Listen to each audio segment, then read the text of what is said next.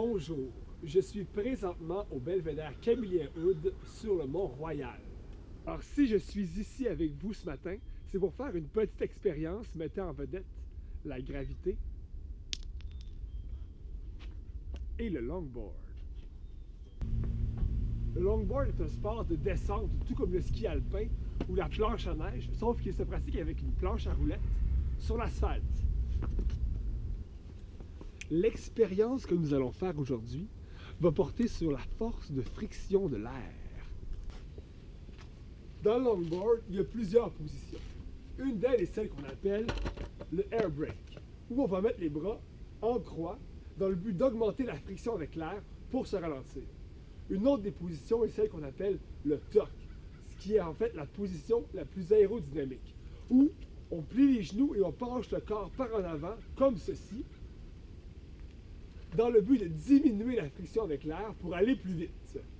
Le but de notre expérience aujourd'hui va être de comparer la force de friction moyenne de l'air entre la position du air brake et la position du tuck. Pour ce faire, je vais descendre une côte de 136 mètres, en fait, qui est le boulevard Camillien-Hood, et qui a un angle de 5 degrés, comme on l'a mesuré ici. Je vais donc descendre deux fois. Une fois avec la position de air brake et une fois avec la position de tuck. Ton rôle à toi sera de me chronométrer pour savoir le temps que je prends pour traverser la ligne verte qui est ici jusqu'à la ligne rouge qui se trouve au bas de la côte. Ensuite, avec les notions de cinématique et des forces, tu pourras trouver la force de friction de l'air et comparer celle entre la position du air brake et du tuck.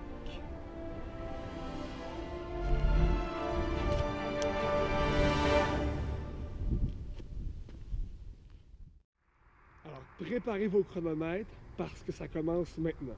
Je te rappelle que tu pars ton chronomètre quand je traverse la ligne verte et qu'on l'arrête quand on traverse la ligne rouge qui est à l'autre bout, là-bas. Vous êtes prêts? Dans 3, 2, 1.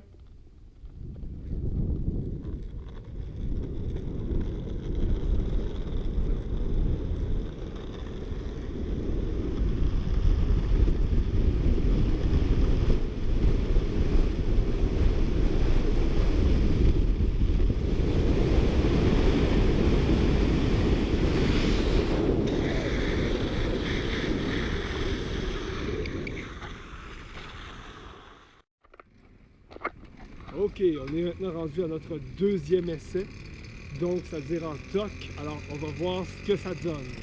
Dans 3, 2, 1.